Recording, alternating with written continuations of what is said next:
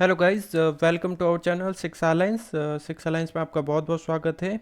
और आज हम भारतीय संविधान की सीरीज़ के तहत प्रस्तावना को देखेंगे कि प्रस्तावना में क्या उल्लेख किया गया है और इसमें कब कब संशोधन हुआ है और इसका आधार क्या है।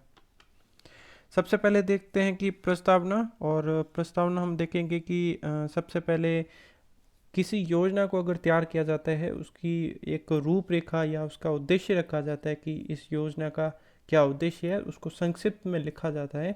इसको हम रूपरेखा की तरह कह सकते हैं। तो भारतीय संविधान में भी ये था कि संविधान के किन संवैधानिक लक्ष्यों को है वो प्राप्त करना है, क्या लक्ष्य है, उनका अगर संक्षिप्त में अगर कहीं उल्लेख है तो उसको आधार मान सकते हैं हम प्रस्तावना। प्रस्तावना में उसका है वो संक्षिप्त उल्लेख किया गया है। जवाहरलाल नेहरू द्वारा जो उद्देश्य प्रस्ताव प्रस्तुत किया था उसी को ही प्रस्तावना का है वो आधार माना गया है। और 13 दिसंबर 1946 को है वो उद्देश्य प्रस्ताव है वो प्रस्तुत किया गया था। अब यहाँ पे ध्यान रखना है प्रस्तुत कब किया गया और पारित कब हुआ। प्रस्तुत किया गया था वो किया गया था 13 दिसंबर 1946 को। ये तो था प्रस्तुत करने की तिथि। अब अगर ये पूछ ले कि वो पारित कब हुआ तो पारित हुआ है 22 जनवरी 1947 को। ये भी दो डेट ध्यान रखना है, कभी कन्फ्यूजन हो सकता है। अब देखते कि जो प्रस्तावना है वो प्रेरित कहाँ से है। तो इसमें कभी कभार दो जगह अलग अलग आंसर देखने को मिलते हैं। तो एक जगह कहीं लिखा होता है कि अमेरिका से प्रेरित है और कहीं ऑस्ट्रेलिया भी उत्तर आ जाता है। तो यहाँ पे ध्यान रखना, अगर प्रस्तावना पूछे प्रेरित कहाँ से तो अमेरिका होगा। अगर कहीं क्वेश्चन में कीवर्ड ध्यान रखना, अगर भाषा शब्द का इस्तेमाल आ जाए, अगर पूछ ली जाए प्रस्तावना की वो भाषा कहाँ से ली गई है तो उत्तर ऑस्ट्रेलिया होगा, वरना अमेरिका होगा, क्योंकि अमेरिका से प्रेरित है। लेकिन जो प्रस्तावना की भाषा है वो ऑस्ट्रेलिया से दी गई है, इसका ध्यान रखना है। उसके बाद देखेंगे कि अब तक है वो संविधान संशोधन के तहत है वो प्रस्तावना में है वो एक बार संशोधन हुआ है, वो हुआ है 42nd अमेंडमेंट 1976। इसके तहत है वो तीन शब्द जोड़े गए थे भारतीय प्रस्तावना में। और सबसे पहला था समाजवादी, और उसके बाद में पंथनिरपेक्ष और अखंडता। ये तीन शब्द है वो 1976 में जो अमेंडमेंट हुआ उसके तहत है और जोड़ा गया। और ये भी ध्यान रखना कि अब तक है वो प्रस्तावना में एक ही बार है वो संशोधन हुआ है। उसके बाद देखते हैं प्रस्तावना, और प्रस्तावना में क्या क्या उल्लेख किया गया। तो हम सबसे पहले देखेंगे हम भारत के लोग, यानी यहाँ पे जो प्रभुसत्ता है वो जनता में निहित है। इसका मतलब ये है कि वो प्रभुसत्ता है वो जनता में निहित है। हम भारत के लोग भारत को एक संपूर्ण प्रभुत्व संपन्न समाजवादी पंथ निरपेक्ष लोकतंत्रात्मक गणराज्य बनाने के लिए। अब यहाँ पे इन वर्ड्स की है वो सीक्वेंस याद होना चाहिए, क्योंकि कभी कभार क्वेश्चंस इन सीक्वेंस पे भी पहले आ चुके हैं। तो इनकी संभावना है वो ज़्यादा रहती है, क्योंकि सीक्वेंस पे पूछ लेते हैं कि सही क्रम कौन सा है। तो सबसे पहला होगा संपूर्ण प्रभुत्व संपन्न, दूसरा समाजवादी, तीसरा पंथ निरपेक्ष और चौथा लोकतांत्रिक गणराज्य बनाने के लिए तथा उसके समस्त नागरिकों को सामाजिक, आर्थिक और राजनीतिक न्याय।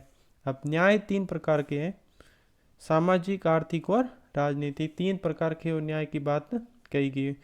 विचार, अभिव्यक्ति, विश्वास, धर्म और उपासना की स्वतंत्रता।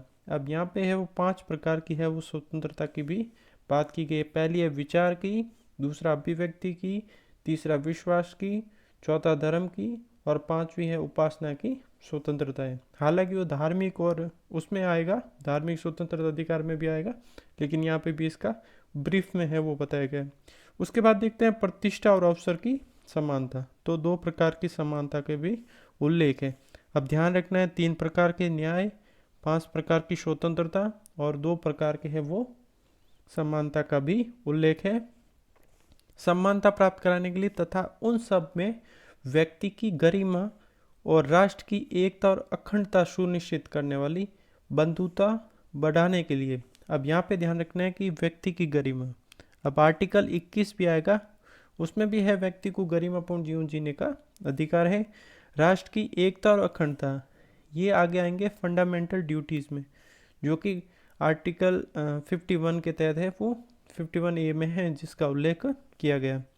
बंधुता बढ़ाने के लिए दृढ़ संकल्प होकर इस संविधान सभा में आज दिनांक 26 नवंबर 1949 ईस्वी मिति मार्गशीर्ष शुक्ल सप्तमी 2006 विक्रमी को एतद द्वारा इस संविधान को अंगीकृत, अधिनियमित और आत्मा अर्पित करते हैं। अब यहाँ पे ये ध्यान रखना है कि संविधान अंगीकृत 26 नवंबर 1949 को हो गया था, अंगीकृत कर दिया गया। और अगर पूर्णतः कब लागू हुआ तो वो आएगा 26 जनवरी। पूर्णतः लागू हुआ वो आएगा, वहाँ से स्टार्ट होगा, लेकिन यहाँ पे 26 नवंबर को है वो अंगीकृत संविधान को कर दिया गया। तो बेसिकली प्रस्तावना में यहाँ पे कीवर्ड्स के हिसाब से क्वेश्चंस आते हैं, तो उस हिसाब से ध्यान रखना होगा। सबसे पहले इन का ध्यान रखना है कि सीक्वेंस कैसा है। सीक्वेंस आगे से पूछ सकते हैं या पीछे से उल्टे क्रम में भी पूछ सकते हो, तो इनका सीक्वेंस है वो याद होना चाहिए। और कई बार तो ये क्वेश्चन पूछ लिया गया कि भारत शब्द का उल्लेख है वो प्रस्तावना में कितनी बार किया गया, तो ये बेसिकली 2 बार उल्लेख हुआ है।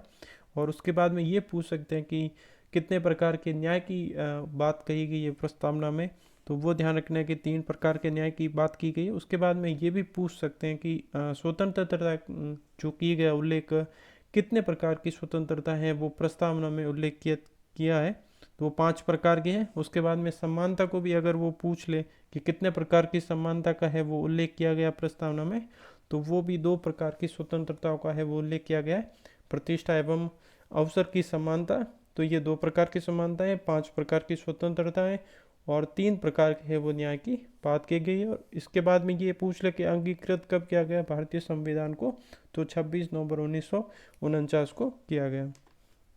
उसके बाद देखते हैं कि केशवानंद भारती बनाम केरल राज्य 1973 केस में है वो प्रस्तावना को है भारतीय संविधान का है वो भाग मान लिया गया। पहले कुछ केसेस आए थे जिसमें ये कहा गया कि जो उद्देशिका या प्रस्तावना है भारतीय संविधान का भाग नहीं है। उसके बाद में है जब केशवानंद भारती केस आया था तो उसमें ये मान लिया गया कि हाँ, भारतीय संविधान में प्रस्तावना है वो भारतीय संविधान का भाग है और इसको उद्देशिका या प्रस्तावना कह सकते हैं। ये था कि इसको अगर संक्षिप्त रूप में अगर संविधान का उद्देश्य क्या है, किन लक्ष्यों की प्राप्ति करनी है, तो उसका उल्लेख है वो प्रस्तावना में किया गया है। और इसमें ये कहा गया कि प्रस्तावना में है वो संशोधन किया जा सकता है लेकिन वो संविधान के मूल ढांचे का है वो हनन न करे। और यहाँ पे है वो बेसिक स्ट्रक्चर का बात कर दी गई कि ऐसा कोई भी संशोधन ना करें जिससे कि भारतीय संविधान में है वो उसके जो मूल ढांचा है उसमें कोई परिवर्तन ना आए। लेकिन जो कोई भी ऐसा अगर संविधान संशोधन, बेसिकली हम देखते हैं कि जो आर्टिकल 13 है वो एक तरह से इसमें सीधे सीधे वो न्यायिक पुनरावलोकन की बात नहीं की गई है, लेकिन अगर कोई एक्ट है वो पार्लियामेंट द्वारा बनाया जाता है लेकिन वो असंवैधानिक हो तो उसको है वो शून्य घोषित इसे आर्टिकल के तहत है वो कर दिया जाता है। तो इसमें भी ये था कि अगर संविधान आप संविधान संशोधन आप प्रस्तावना में आप संशोधन कर सकते हैं, लेकिन वो संशोधन है वो मूल ढांचे के अनुकूल होना चाहिए, उसके प्रतिकूल हुआ तो उसको है वो रद्द कर दिया जाएगा, ये बात कही गई। और एक तरह से ये देखा जा सकता है कि हम प्रस्तावना में वैसा कोई भी चेंज नहीं कर सकते जो कि संविधान के लक्ष्यों की उद्देश्यों को प्राप्त करने में है वो कठिनाई पैदा करें। उसके बाद में ये देख सकते हैं कि प्रस्तावना के बारे में किसने क्या कहा है, तो के.एम. मुंशी ने इसको है वो राजनीतिक जन्म पत्रिका कहा है। कभी कभी ये स्टेटमेंट दे देते हैं कि राजनीतिक जन्म पत्रिका है वो किसने कहा था। और एक बात ध्यान रखना कि संविधान की आत्मा है वो इसको प्रस्तावना को बोलते हैं। और लेकिन अगर कुछ स्टेटमेंट अगर आ जाए अंबेडकर करके आ जाए कि अंबेडकर ने है संविधान की आत्मा, किसे कहा, तो अंबेडकर ने है वो आर्टिकल 32 संवैधानिक उपचारों का अधिकार को है वो संविधान की आत्मा कहा था। अगर खाली ये पूछ ले कि संविधान की आत्मा किसे कहते हैं तो उत्तर होगा प्रस्तावना। और अंबेडकर ने संविधान की आत्मा किसे कहा, तो आर्टिकल 32 के तहत है संवैधानिक उपचारों का अधिकार आ जाएगा। उसके बाद देखते हैं 3 प्रकार के न्याय की बात की, जिसमें सामाजिक, आर्थिक और राजनीतिक न्याय। अब बेसिकली हमारे यहाँ पे एक फंडामेंटल राइट्स है और डीपीएस भी है, नीति निर्देशक तत्व। और ये है बेसिकली फंडामेंटल, इसको हम राजनीतिक मान सकते हैं और इनको है वो आर्थिक और सामाजिक और आर्थिक मान सकते हैं, यानी सोशल और इकोनॉमिकल। तो यहाँ पे सब उद्देश्यों की कहाँ किन उद्देश्यों की पूर्ति होगी, तो प्रस्तावना में 3 प्रकार के न्याय की बात की गई है, जिनको हम कुछ न्याय की व्यवस्था है वो डीपीएसपी के तहत की गई है और कुछ की फंडामेंटल राइट्स के तहत की गई। अब बेसिकली यहाँ पे इतना अंदर से डेफिनेशन तो पूछने से रहे, लेकिन यहाँ प्रस्तावना संबंधी जो प्रश्न आएगा तो उसमें ये पूछ लेंगे कि न्याय कितने प्रकार के न्याय की है वो व्यवस्था की गई, और उससे ज़्यादा अगर पूछेंगे तो कौन कौन से न्याय की व्यवस्था की जाती है। और काफ़ी टाइम वैसे बेसिकली जहाँ पे क्वेश्चंस आते हैं तो वो कुछ न कुछ इन्हीं में से वो फेर बदल करके वो क्वेश्चंस दूसरा भी डाल देते हैं। और यहाँ पे इसके बाद में देखेंगे कि प्रस्तावना में, और उसके बाद में है ये रिपीट हो गया। और स्वतंत्रता के तहत है वो विचार, अभिव्यक्ति, विश्वास, धर्म और उपासना की है वो बात की गई। और 5 प्रकार की है वो यह स्वतंत्रता है कौन कौन सी होगी। हालांकि यहाँ पे धर्म से संबंधित वो धार्मिक विशेषाधिकार जो आगे स्वतंत्रता आएगी आर्टिकल 25 से 28 के बीच में, उसमें भी उल्लेख किया गया। और विचार एवं अभिव्यक्ति की स्वतंत्रता जो कि आर्टिकल 19 आएगा उसमें भी है वो इसका विस्तृत वर्णन किया गया। तो इस प्रकार से देखा जाए तो 5 प्रकार, यानी हमने देखा कि 3 प्रकार के न्याय, ठीक है, 5 प्रकार की स्वतंत्रता और 2 प्रकार की समानता की बात की गई। आप इसको कीवर्ड में याद रख सकते हैं 352, जैसे हम आर्टिकल नेशनल इमरजेंसी का पढ़ते हैं उसी को याद कर सकते हैं। 3 प्रकार का न्याय, 5 प्रकार की स्वतंत्रता और 2 प्रकार की समानता का उल्लेख किया गया है। समानता के तहत है वो प्रतिष्ठा और अवसर की बात की गई, यानी 2 प्रकार की समानताएं की बात की गई। और प्रस्तावना में भारत शब्द का है वो 2 बार उल्लेख किया गया। इसका मैंने बता दिया था कि हम भारत के लोग भारत को, तो यहाँ तक की लाइन में भी है वो 2 बार भारत शब्द का है वो उल्लेख कर दिया गया। और 26 नवंबर 1949 को है वो भारतीय संविधान है वो अंगीकृत और आत्मर्पित कर लिया गया। और ये डेट भी इम्पोर्टेंट है, ध्यान रखना है।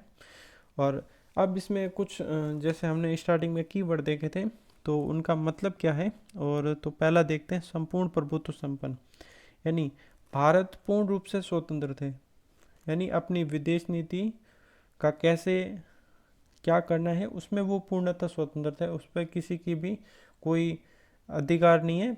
ये अपने आप में जब कोई देश है वो स्वतंत्र हो जाता है, उसकी अपनी नीति खुद बनाने लगता है, तो वो एक संप्रभु राष्ट्र कहलाता है। तो उसी प्रकार से भारत भी एक संप्रभु राष्ट्र है और वो अपनी विदेश नीति खुद तय करता है उनको क्या करना है और क्या नहीं करना है। किसी बाहरी शक्ति का है वो हस्तक्षेप इसमें नहीं होता है। और दूसरा है समाजवादी, ये है पूंजीवादी और साम्यवादी दोनों के बीच की है वो इन्होंने, हम एक सर कह सकते हैं कि हमारी अर्थव्यवस्था है मिश्रित अर्थव्यवस्था है, न तो पूर्णतः समाजवादी है और न ही पूर्णतः पूंजीवादी है। और यहाँ पे व्यक्ति का भी हित देखा जाता है और समाज का भी हित देखा जाता है। तो एक तरह से कह सकते हैं कि हमारे यहाँ पे है वो मिश्रित करके है वो अपनाया गया, यानी मिक्सड रूप है वो अपनाया गया है, एक तरफ किसी चीज़ का है वो झुकाव नहीं है। तीसरा है पंथ निरपेक्ष, यानी यहाँ पे कोई भी व्यक्ति, सबको अपने अपने पंथ और धर्म मानने की स्वतंत्रता है और राज्य का कोई धर्म नहीं होगा। राज्य है वो धर्म से संबंध में है वो तटस्थ रहेगा, यानी राज्य का कोई राज्य धर्म नहीं होगा। जिस व्यक्ति को जिस धर्म का पालन करना है वो उस धर्म का पालन करेगा, उसको उसमें छूट रहेगी। और भारतीय जो मूल अधिकार है आर्टिकल 25 से लेकर 28 तक उसमें भी है धार्मिक स्वतंत्रता संबंधित उल्लेख किया गया है। और उसके बाद देखते हैं लोकतंत्र, और यहाँ पे है वो जनता का शासन है, यानी लोकतंत्र है और निर्वाचन होते हैं, उसके आधार पर है वो जनता अपने प्रतिनिधियों को चुनती है और वो प्रतिनिधि है वो शासन व्यवस्था को चलाते हैं। तो यहाँ पे लोकतंत्र। उसके बाद में गणराज्य, भारत में है राष्ट्राध्यक्ष जैसे राष्ट्रपति है, तो राष्ट्रपति का निर्वाचन होता है। जैसे ब्रिटेन में है वहाँ का सम्राट है, तो वहाँ का सम्राट है वो वंशानुगत है। तो भारतीय संविधान में वो वंशानुगत की व्यवस्था नहीं है, बल्कि यहाँ पे निर्वाचित होकर है वो राष्ट्राध्यक्ष जाते हैं। तो यहाँ पे निर्वाचन की व्यवस्था, इसलिए ये गणराज्य है। Please do like share and subscribe our YouTube channel. और ये वीडियो अगर पसंद आए तो आप ज़्यादा से ज़्यादा लोगों के साथ शेयर करें। और आप हमें इंस्टाग्राम पे भी फॉलो कर सकते हैं और हमारा फेसबुक पेज भी है उस पर भी फॉलो कर सकते हैं और टेलीग्राम पे भी फॉलो कर सकते हैं। Thank you for watching.